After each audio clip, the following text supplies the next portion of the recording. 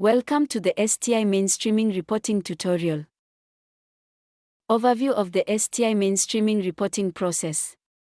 Here is a quick breakdown of the key steps. Report link. Viewing MDA user ID. Check on the guidelines. Ask for online support. Logging in. Filling MDA profile. Prepare annual work plan. Submit quarterly report or fill quarterly returns. View reports. Now let us begin the process of reporting. Go to the NACOSTI website by typing www.nacosti.go.ke URL in your browser. Once the website loads, locate the main menu on the homepage. Find and click on the PCMDA's menu. This will give you access to the reporting link. Once the reporting link loads, please take your time to thoroughly go through the STI Mainstreaming PC guidelines below the image banner. These include rationale, eligibility, key activities, required documentation and evidence, and reporting timelines and deadlines. If you encounter any issues while using the STI Mainstreaming reporting system, do not hesitate to click on the Need Help feature located on the main menu. Our online support team is ready to assist you. To access your MDA user ID, navigate to the Institution menu. Select the category to which your institution belongs, and then locate your institution's name. This ID will be required for logging into your account. To log into the STI Mainstreaming reporting system, click on the Login button at the top of the website page. Enter your MDA user ID. You can find this by going to the Institution menu, selecting your institution's category, and clicking on your institution's name. Enter your password. The password was sent to both the email address of the institution and the focal person. Remember, if you have any trouble logging in or accessing your password, please use the Need Help feature for assistance. After logging into the NACOSTI reporting system, the focal person of your institution will need to populate the institution's profile. This includes providing information about the institution, such as its email, county, title of head of institution, then name of head of institution name. For the coordination and capacity building, indicate the status of appointment of the institution's STI focal person. This refers to the person designated to oversee STI-related activities within the institution. Also, provide information on whether STI champions have been appointed within the institution. These champions are typically individuals responsible for promoting STI initiatives. For the STI guiding documents, indicate the status of the institution research and IP policy. Indicate whether the institution is contributing to either the Biological Weapons Convention or the International Center for Genetic Engineering and Biotechnology. Lastly, choose the stream you belong to for this financial year. If your institution is new to STI Mainstreaming or does not have an approved institutional STI strategy, you should choose Stream A. If your institution already has an approved institutional STI strategy, you should choose Stream B. After populating the profile section, proceed with the reporting process by clicking Update button. This will redirect you to submit reports. Please select the financial year and quarter you are required to report for. Institutional STI Mainstreaming Work Plan. The institution work plan can only be accessed during the submission of data for Quarter 1. This means that you will be able to fill out or update the annual work plan once you begin the reporting process for the first quarter. Filling out the work plan. This has two sections. Section 1 is for both Stream A and B. You are required to populate this section of the work plan accordingly. Section 2 is for the respective Stream A and B. You are also required to populate this section of the work plan accordingly. Step 1 is about work plan implementation. In this step, you will need to report the achievements of your institution based on the commitments made for the specified quarter and attaching relevant evidences. Report achievements. For each commitment, document what has been achieved during the specific quarter you are reporting. Supporting evidence, gather and attach relevant evidence to support the achievements reported. This could include documents, reports, meeting minutes, photos, screenshots, or any other materials that demonstrate progress. Step 2 is about staff establishment. It has 2 sections. In the first section, indicate the approved staff establishment data.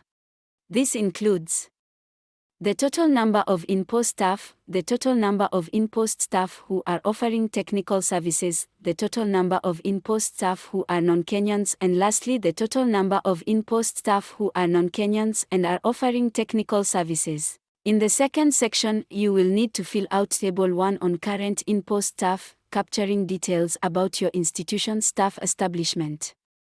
Here is how to do it. Designation: this is the specific role or title, for example CEO, managers, senior officers, officers. Number as per establishment: this is the number of staff members that are supposed to be in each designation according to the institution's staff establishment plan. For example, for designation, you can add managers, the number as per establishment you can indicate 15, for current in-post you can indicate 10 and save.